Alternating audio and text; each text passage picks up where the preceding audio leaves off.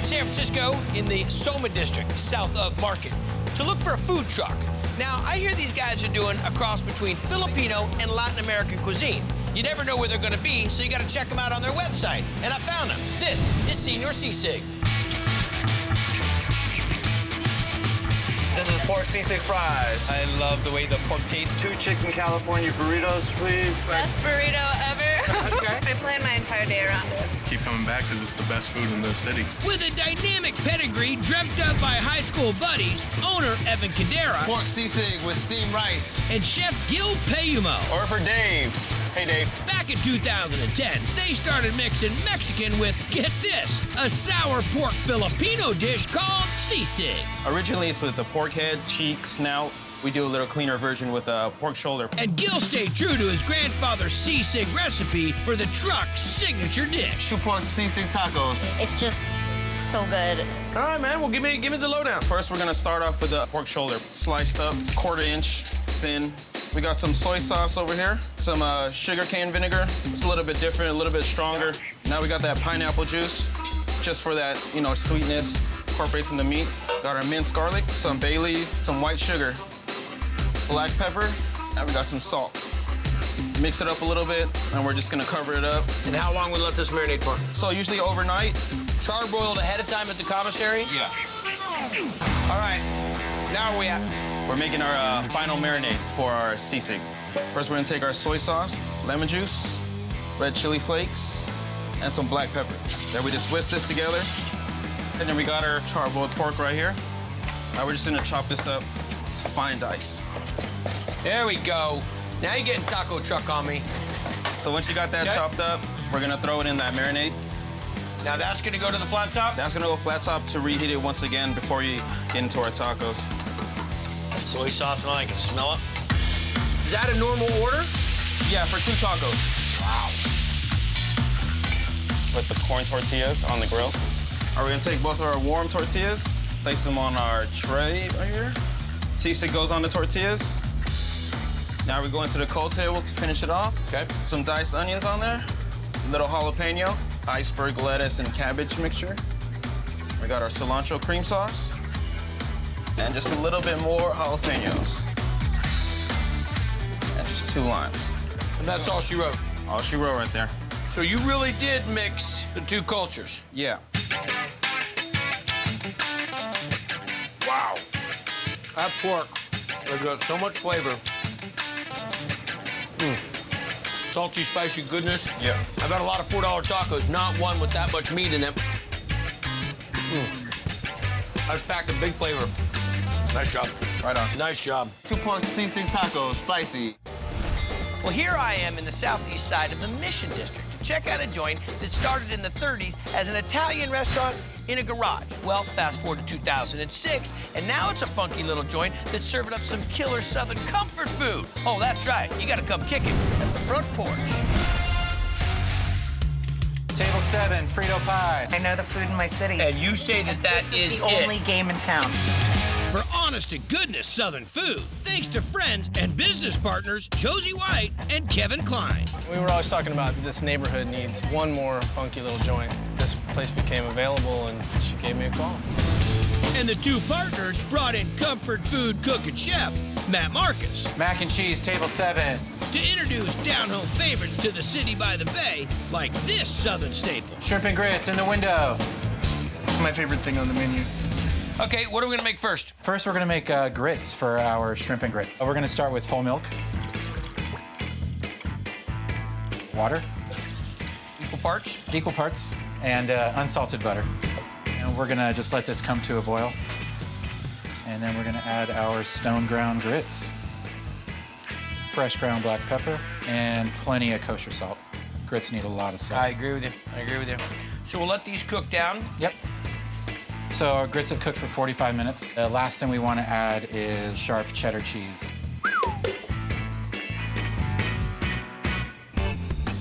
Next up, we're making?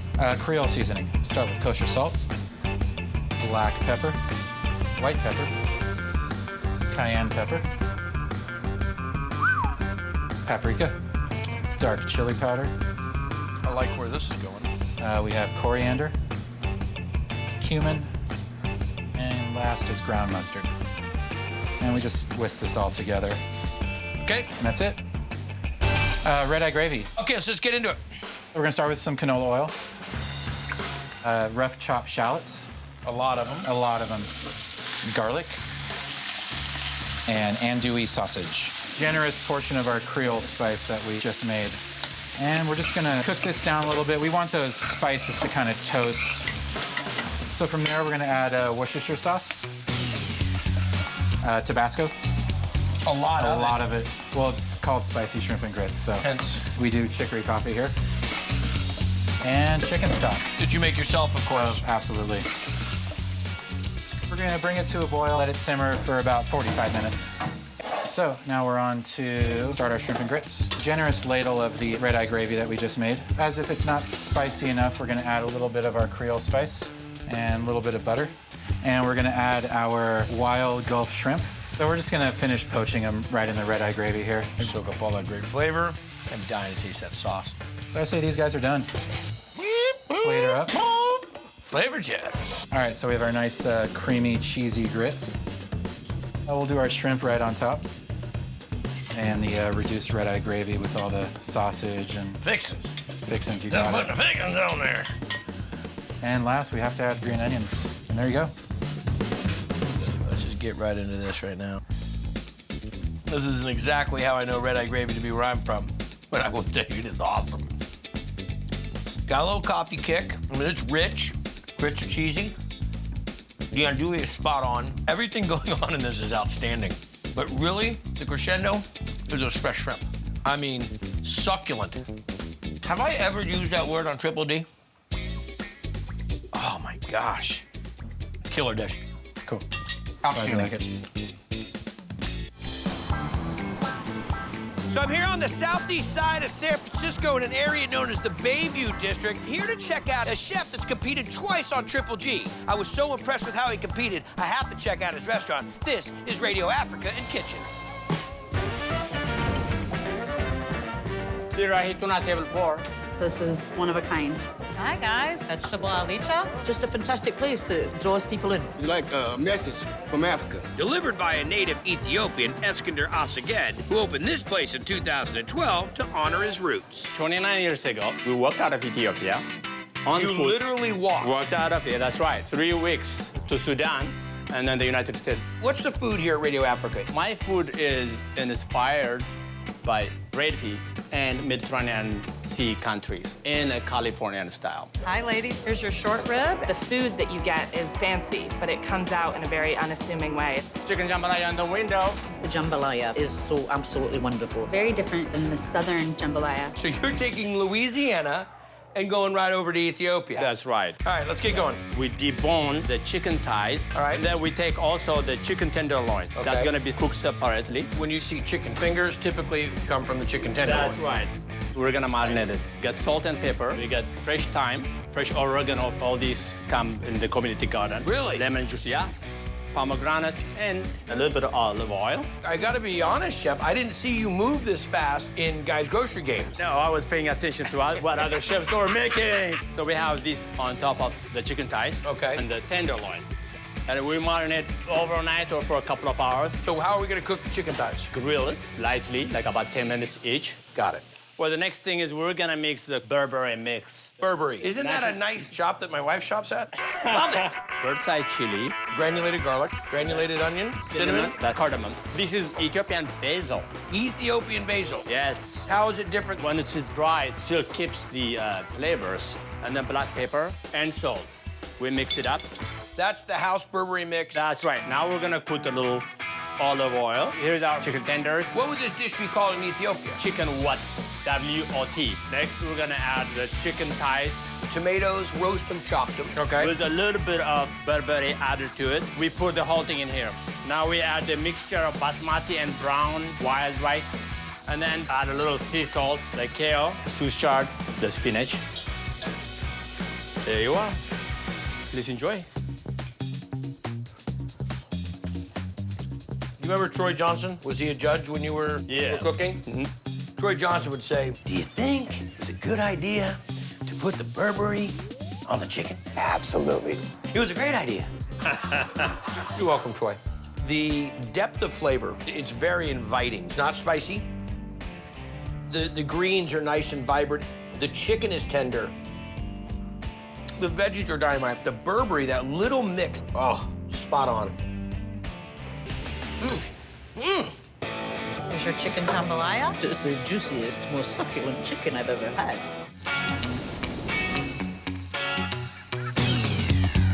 So I'm here in Monterey, California, known for Cannery Row and awesome seafood. Well, I'm in the locals area. I'm downtown to check out a joint that the locals love, an old-school, family-run Italian joint. This is Rosine's. Angel hair pasta. We're down 2 or 3 times every week because it's our favorite restaurant. Chicken parmesan. I don't like it. I love it. It's better than my Sicilian grandma's. Wow, someone's out of the will. Authentic Italian's been headlining this joint since 1980, when Chef Jim Colcassi's parents, Jim and Rosine, made it a family affair. Everything is absolutely amazing. I've never had a bad meal here. Ultimate burger, Reuben, table 6. How long you worked here? All my life, basically, since Your mom's 1980. My mom's, Rosine. Really? Yeah. Is your mom Italian? Yes, Sicilian, actually. And if you time it right, you'll catch Rosine herself helping out in the kitchen. This is definitely a family. You couldn't get any more family than this. They're always walking around and making sure you got everything you want. You're going to get a wonderful home-cooked meal, wonderful portion. Here's your minestrone. Tell me about the minestrone. Minestrone's off the charts. The Minestrone Soup is one of the locals' favorites. We're gonna make our minestrone soup. Okay. We start with top brown. Then we Do we get hot? No, we start cold. Watch. I'm getting a little freaked out right now, but I'll go with what you got. Dry red beans, granulated garlic and onion. Hold on, how many cups of granulated onion and garlic? A lot. Sugar, oregano, sweet basil, black pepper, bay leaves, white pepper, tomato paste, beef base. Then we add water. Okay. We give it a stir, here we go. And then we add our diced tomatoes and our tomato sauce. This is, without question, one of the craziest minestrones I've ever seen. No other veggies.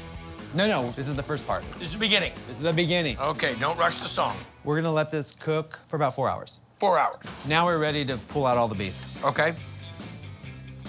All right, just put it on a pan. All the beef's out. You let this cool down before you shred it. Exactly.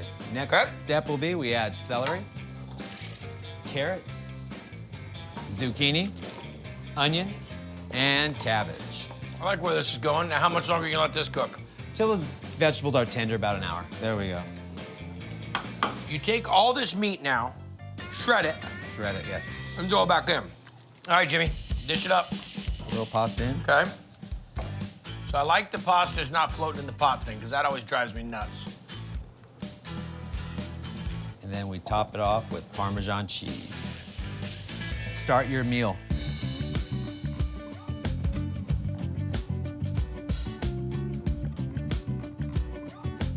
I love the cabbage in there, the shredded beef, not something you typically find in minestrone.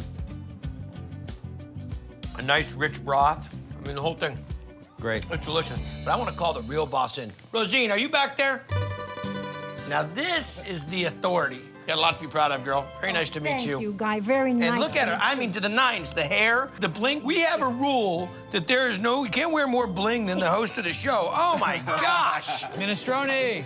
Can't wait to get in your mouth. As soon as you taste it, you know that it's absolutely homemade. Here's your lamb steaks. Feels like home. You get good cooked food. It's real hearty, fills you up. Come down Friday. That's when she's here, making the cakes. Or I'll make you a pie. You won't forget. Dr. Pepper short ribs. They melt in your mouth. They're absolutely awesome. Dr. Pepper, yeah! Let's do this. All right, so we're gonna season our boneless beef short ribs with a little bit of salt and fresh black pepper. Okay. Super hot saute pan, canola oil, and we want to get a nice sear on these guys. Seriously. That's a good pun. Thank you very much. Now we're ready to start the braise. Okay. So we're gonna go straight into a hotel pan here. Smells great already. We're gonna do mirepoix, which is a rough chop of carrot, celery, onion, fresh thyme, bay leaves, chipotle peppers in adobo sauce, homemade chicken stock, then a lot of Dr. Pepper. We don't call it Dr. Pepper short ribs for nothing. So we just want to make sure it's all covered. In the oven, how long? 350 for 4 hours. All right, so we're ready to plate up a short rib. Take one of these guys. In their own jus. Yep. We're gonna season this with a little bit more black pepper, a little more kosher salt. Mount it with a little butter at the end? A little butter, yeah. It's gonna help it thicken up, as if it's not already rich enough. It's just gonna Oh, make yes, it yes. a little bit more rich. So we're just gonna let that reduce back there. All right, so we have celery root puree and nice spoonful. Beautiful. Sauteed mustard greens, our short rib, and the Dr. Pepper braise right on top of that. And last but not least, a little fresh grated horseradish. I love fresh horseradish.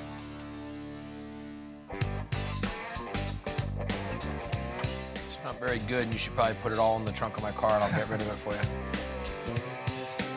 The short rib is so tender that it's just falling apart. You just have to help it with the fork a little bit. The celery root puree is a great medium, the whole dish. The fresh horseradish, along with the mustard greens, adds a nice contrast to this braising liquid that's been reduced. And the Dr. Pepper, just this nice round flavor, and every little piece you did here, killer. Awesome, thank you. I mean, really killer. Cool. And the Dr. Pepper short ribs. Juicy, it's tender, and it's flavored amazing. You can just take your fork and just break it right apart. It's just so soft. Small little kitchen and a chef with a lot of personality. It was awesome. Cool, thank you very much. Enjoyed it. Adobo is a Filipino dish? Yeah, chicken adobo. Fired up. Got your chicken, drumettes, and wings, soy sauce, sugarcane vinegar, garlic, bay leaves, crushed peppercorn, a little bit of salt. Yeah, mix it all up. How long is that gonna marinate? About 5 hours. You marinate them, then how are you gonna cook them? So usually I hard bake them halfway. Okay. Just so I don't burn all that soy sauce in the deep fryer. Right. Holds in a lot of that flavor. And then what kind of sauce we put on the outside? We're doing a Adobo-Glazed. All right, we got the olive oil. Coat that pan up. Garlic, peppercorn. You and your bay leaves. Bay leaves. Let's get all those flavors out. Soy sauce. Sugarcane vinegar. Got some chipotle peppers. Ketchup. Yep. Honey for that sweetness. Brown sugar. Cayenne pepper. Red chili flakes. Worcestershire sauce. A little salt. Cook this down for about 15-20 minutes just so you can get all those flavors in. Got a little cornstarch slurry. A little slurry to thicken it up. That'll help tighten it up. And got some water just to balance it out. Let that boil, probably come together. Now we're gonna throw these shrimp chips in the fryer. 15 seconds, 350 degrees. And they're just gonna pop up. So once they're, oh! That's like mad ninja skills. All right, we got a seasoning right here. While still hot, so it soaks it right up. All right, put these down as a bed for our wings. Okay. Now we're gonna take our wings. Nice and crispy. Take our Adobo-Glazed. Squirt them in there. Now we're just gonna toss them up. Little sesame seeds. Finish off with a little green onion, lemon zest garnish. There you go. I can't figure out the flavor. All of a sudden I got soy sauce. Now I get chipotle. Now I get a little bit of the garlic. And I get sweet. Yeah. The wings are cooked perfectly. Little big wings. Great crust to them. And the shrimp chips as accompaniment. Right on. For sure. Not too sweet, not too spicy, not Asian, not Mexican. Just Senor Sisig. Yeah. Nice to down, my friend. Adobo buffalo wings. The glaze on the wings is sweet and spicy all at the same time. Just one of the most flavorful menu items that they have. You gotta run out and get it.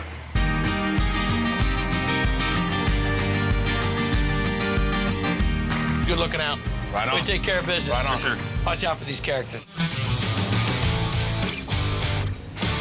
I love food. I know that's pretty evident, but there's particular types of food that I really dig, and pastrami's one of them. I'm talking about old school, real deal pastrami, the kind of pastrami you get on the East Coast when you go to Katz's Deli in the Lower East Side of Manhattan. So if you're on the West Coast, I hear you got to go to San Carlos, California, right between San Francisco and San Jose, and check out this joint, The Refuge. Swiss mustard? Everybody is over the moon about the pastrami here. The Reuben? It just really literally melts in your mouth. What do you think of this? It's the best. Like you'd have a wedding cake made out of pastrami. Oh, yeah. Must be the ingredients or the love that they put into it that makes it fantastic. It's a little bit of both, because owner Matt Levin's been working to perfect his recipe since he was 16. And the pastrami old guard was no help. Deli guys they'll kick you right out of there. I had to figure it out myself.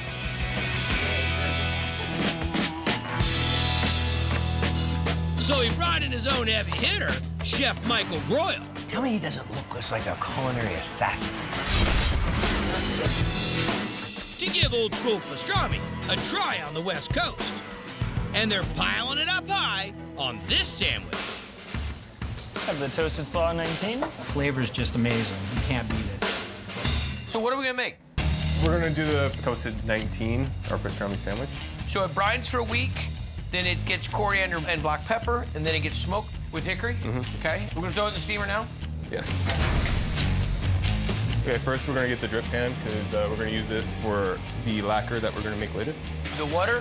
The lacquer. All right, fire it up. Well, we gotta steam it for 4 hours. Steam it for 4 hours. Mother Mary. Okay, somebody should get in some heavy sponges, because this, wait till you see this.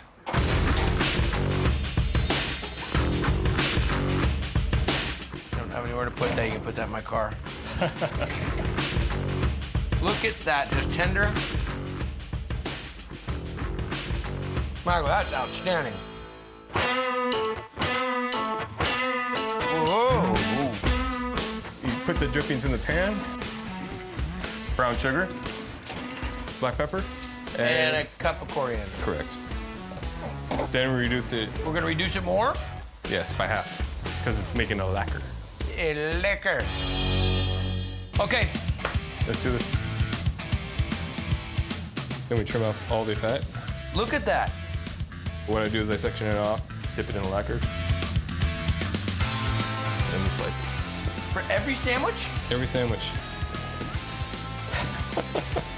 OMG.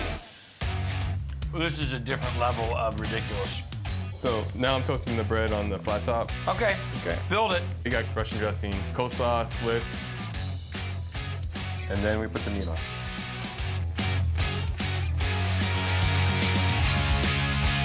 There you go. Yeah, this is ridiculous. You can be a hardcore New Yorker. Nothing's gonna prepare you for that. It's that good, man. Really nice toasted rye. Perfectly brined, smoked, steamed. It's that good, I'm not kidding you. Night-night. I sort of crave it once a week. Literally just falls apart in your mouth. It's a fix.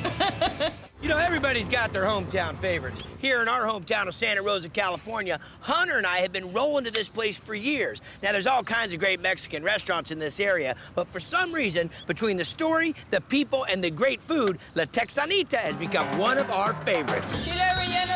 We're wine country, but this, the huarache, I feel like I'm in Mexico when I'm here. Your favorite thing on the menu? Carne Asada Tacos. We take them down. And this really is where I bring my family and friends. How is it, Mom? fantastic. Pozole. Every time I bite into it, it reminds me of Mexico. Because owner Alma Mendez Carnitas. grew up there. Alma, how long have I known you? 5 years. We both get our hair done by the same guy. The huarache carnitas is coming Where did you get all the recipes from? from my mom, my sister. We have our own way to make our food. And for Alma, it's still the only way. Gracias. Gracias por venir. You make everything from scratch? Everything from scratch. The sopes, the carne asada, the tortillas, you name it. The handmade tortillas, so good. Tortillas up. It makes a great difference. We're gonna make regular size tortillas for tacos. This starts with adding the masa, and this Yeah. is dried corn? Yeah, use water in here. This is the hard part, getting the masa ready. So we want it to be just a little bit tacky? Yep. Put it in a nice firm ball so it doesn't dry out. That's one big tortilla. Yeah. Now, where did this come from? It's from Mexico. I've never seen this one. This is like the Terminator of tortilla makers. Do you know that someone's probably gonna steal this today? No. Yeah? Now, you patty yours a little bit before you put it down? Yeah. You have to go like this. And There you you gotta go. make that noise when you do. Oh, you do? Oh yeah. And press, and this is the tortilla. So now what are we gonna make? We're gonna make the carne asada tacos. The famous carne asada at La Texanita? Yes. I've been asking for this recipe since I've been coming here for the last 5 years. Better not be super simple because I have never been able to figure it out. It's really simple. Ah. We have some chopped onions. Cook a little bit the onions here. Like your air drumming? When we hear this noise, that means that we're cooking. Put the meat on it, and then we have the salt. When you're chopping, you have to shake your booty. That's part of cooking it? Yeah. I want this to be a big window here. I'm done not being able to see back here. This is going about 30 minutes. When it's almost ready, we add some lime juice. And we're done. Here's the tortillas that we just made. Cook them up till they're nice and brown. So now we're ready to make a taco. We have to put some onions, cilantro, and some salsa. And you make the salsa too. We made the salsa. We add radishes, lime, and some jalapenos. And they're ready to go. Look at that setup. Oh, so simple, but so good. Onions almost have their own sweetness to them, and the natural juices and the fat from the meat cooked everything. But I'm telling you something, there's just nothing that can beat the handmade tortilla and cooking it the right way. Shake your booty. And shake your booty the right way. Great job. The taco ready? The crunch from the onion, the softness of the tortilla, just heaven in your mouth. Ready to tacos up? The meat's what makes it. It's just a delicate taste to it. It's the most authentic taco truck carne asada taco I could possibly get. Because it all started out that way. I had the taco truck for 5 years. And then you found this location. This one for gonna be 5 years. A lot of variety from different parts of Mexico. 2 burritos and 1 torta. Molcajete, meats and vegetables. In Mexico, the women use that to make salsa. Primo, pásame un guarache. Guarache. It's beans in between the tortilla with carne asada, cream. Yeah, delicious. Great texture of the carnitas, thin layer of beans. Fantastic dish. Very graceful.